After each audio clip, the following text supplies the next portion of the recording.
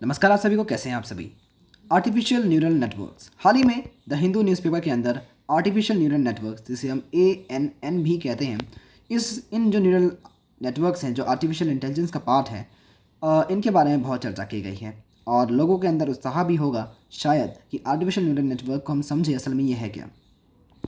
देखिए, जैसा कि हम जानते हैं, जो कंप्यूटर्स होते हैं वह एक इंसान से भी अधिक अच्छे तरीके से काम कर सकते हैं। जिस प्रकार से उन्हें थकान नहीं होती, बहुत जल्दी कंप्यूटर कैलकुलेशंस कर लेते हैं और डेटा भी सेव कर लेते हैं, परंतु एक चीज़ के अंदर कंप्यूटर्स हमसे हार जाते हैं और उसका एक ही कारण है, और वो एक चीज़ यह है इंसान के इमोशंस। इंसान इमोशन से पूर्ण रूप से प्रचलित रहता है, पूर्ण रूप से इमोशंस के अंदर जानता है इमोशंस को किस प्रकार से हैं, और इमोशनल जो डिसीजंस होते हैं, इंसान की जो डिसीजन पावर्स होती हैं, वह उसके मोरल एथिक्स से भी संदर्भ के आधार पर होती हैं, जो डिसीजन कंप्यूटर्स नहीं ले पाते, क्योंकि कंप्यूटर्स के अंदर वो मोरल एथिक्स नहीं है, कंप्यूटर्स के अंदर वो इमोशंस नहीं है, जिस कारणवश कंप्यूटर्स को भी हम डेवलप करने की कोशिश कर रहे हैं कि वह हम उन्हें न्यूरल नेटवर्क्स जो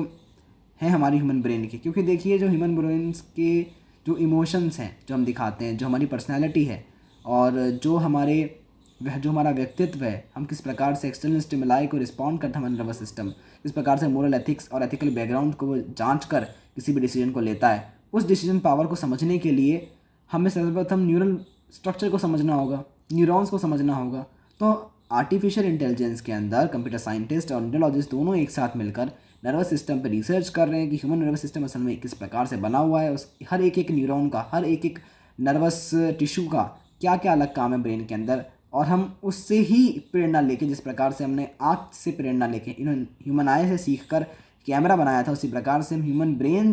को समझ रहे हैं और उसे समझ कर उस प्रकार का एक आर्टिफिशियल न्यूरल नेटवर्क क्रिएट करने जा रहे हैं, जिस प्रकार से हम क्या कर सकते हैं, हम एक ऐसी मशीन बना सकते हैं जिसके अंदर हम इमोशंस लाएं, जिस मशीन के अंदर हम एथिक्स लाएं, जिस मशीन के अंदर हम मोरल वैल्यूज़ लाएं,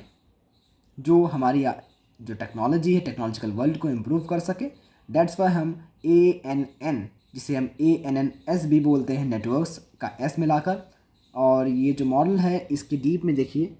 क्या लिखा है मैंने, introduction to artificial neural system. अब ये असल में क्या है, ये एक उस सिस्टम की एक छोटा सा, मैं कहूँगा बहुत ही ज़्यादा ब्रॉड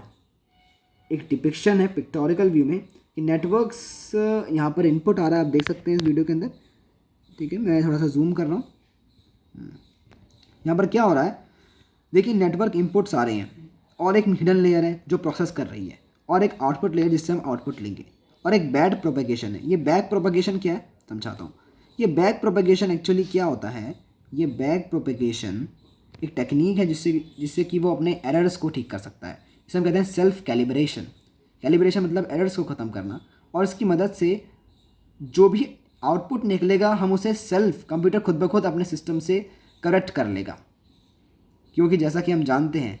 किसी भी सिस्टम को बनाने में बहुत सारी गलतियां तो होती हैं, और उन गलतियों और उस सिस्टम को और अपग्रेड करने के लिए उन गलतियों से हमें सीखना चाहिए, और उन गलतियों को हमें रेक्टिफाई करना होगा। और उस रेक्टिफिकेशन के लिए अगर हम अपने द्वारा इनपुट दें तो there will be so much time which will be there. So that's why computer program में मैंने अलग से एक प्रोग्राम बना रखा है जिसे हम बैक प्रोपेगेशन कहते हैं। उसकी हेल्प से, ये भी एक सिस्टमेटिक कंप्यूटर का ही पार्ट है जिसकी मदद से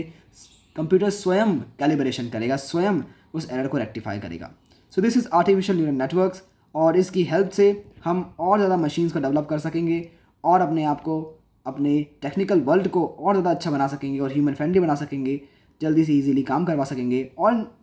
आर्टिफिशियल न्यूरल नेटवर्क्स के जो छोटे से एग्जांपल, जो हम छोटी सी रिसर्च कर पाए, उनमें से एक है एलेक्सा,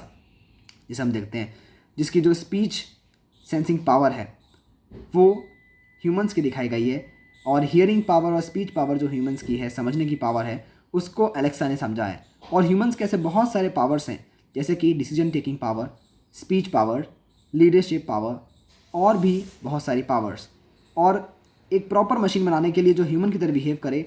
उन सब की जो एक मूल जड़ है वो आर्टिफिशियल न्यूरल नेटवर्क है। अगर हम इन्हें इस्टेब्लिश कर लेंगे तो एक इंसान के अंदर, एक मशीन के अंदर ऐसी एलेक्सा जैसी और ऐसा को इंक्लूड करते हुए बहुत सारे फीचर्स हम ले आएंगे, जिसकी हेल्प से हम एक ऐसी ड्रास्टिक इंपॉर्टेंट मशीन बना लेंगे जो हमारे लिए बहुत बेस्ट होगी। और रोबोटिक्स के फील्ड में भी हमारे लिए बहुत बड़ी एक सफलता होगी अगर हमने आर्टिफिशियल न्यूरल नेटवर्क्स के ऊपर एक रिसर्च करके ह्यूमन जैसा एक रोबोट बना लिया। तो बेशक अफ़गानिस्तान के अंदर हमने एक रोबोट बनाया है जिसको हमने वहाँ की एक नागरिकता भी प्रदान करी है, पर लेकिन उस रोबोट से भी एक बेहतर रोबोट जो ह्यूमंस की तरह ही बिहेव करे, उसके लिए हमें बहुत ज़्यादा डाटा उसके अंदर लाना होगा और टेक्निकल टीम की आवश्यकता होगी, जिस पर रिसर्च अभी हिंदुस्तान के अंदर चल रही है। आशा करता हूँ आर्टिफिशियल न्यूरल नेटवर्क्स का आपको अंदाज़ा लगा होगा कि किस प्रकार से आर्टिफिशियल न्यूरल नेटवर्क्स का इस्तेमाल होने वाला है और उस पर किस प्रकार की रिसर्च हिंदुस्तान के अंदर चल रही है। आशा करता हूँ ये आपको अच्छी लगी होगी। नमस्कार आप सभी को।